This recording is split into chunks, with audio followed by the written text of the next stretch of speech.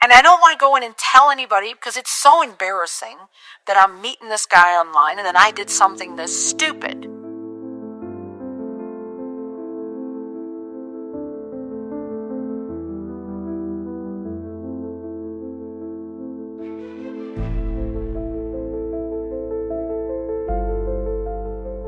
Hi, my name is Pamela. I'm going to tell you one of the stories of one of my scariest dates.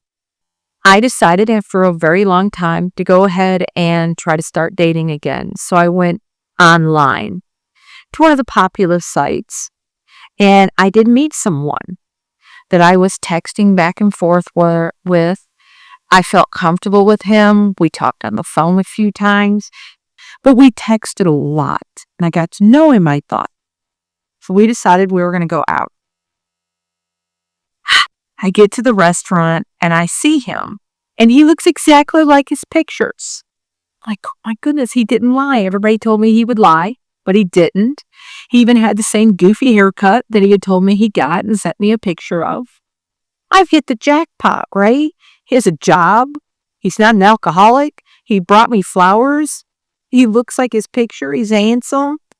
So we start talking, and I realize, okay, this is not the kind of conversations we had in our texting, but that's okay. Maybe he's really nervous. I know I am. And he starts telling me about his magic suit. I don't know what magic suit is, so I ask him. He says he does close-up magic. He keeps magic tricks in his suit. And I'm like, oh, okay. I'm like, oh, please don't ever do that. But okay. The more we talk, I realize this man doesn't have the vocabulary he had when we were talking. He doesn't remember things that we just talked about last week.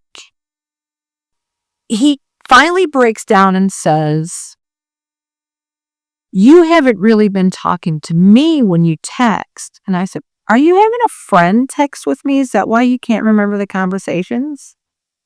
Then he confesses it's his mom that has been talking to me via text.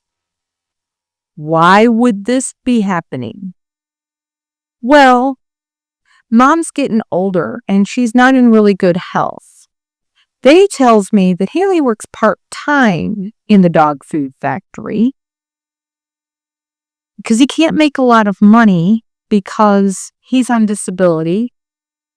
What kind of disability are you on? I'm not going to judge that. As he put it, he's got a thinking disability. So then he keeps telling me that he thinks his mom is really going to like me. And what she's wanting to do is find him a girlfriend that he can marry so that he's got somebody to take care of him after she dies. So he keeps telling me about his mom is really going to like me.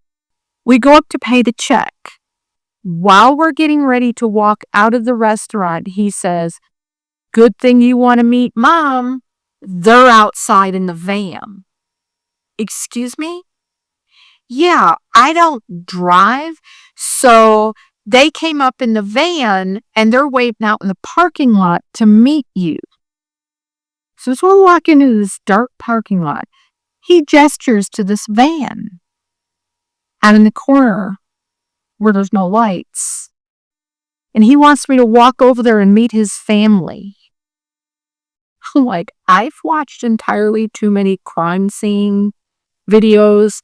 I'm not being taken to the second location, okay? I'm bright enough to not do that. So I tell him, I said, well, I can't meet your mom looking like this. I'm going to go in my car and I'm going to brush my hair and try to, look nice for her. Okay. I said, you go on over. I go in the car and I pretend to brush my hair. As soon as he gets halfway across the parking lot, my door is closed. I am peeling out of that parking lot, laying rubber for at least 30 feet. Then I'm afraid to drive home. So I end up in the sheriff's department's parking lot for 30 to 40 minutes. So I never saw him again. He had no way to contact me. Luckily, he lives 2 counties away. So meet the people on the phone. Talk to them on the phone. Have conversations. Make sure that they can actually use words and have a dialogue with you. But whatever you do, make sure you know who you're meeting, because you might be meeting a group of people from The Hills Have Eyes.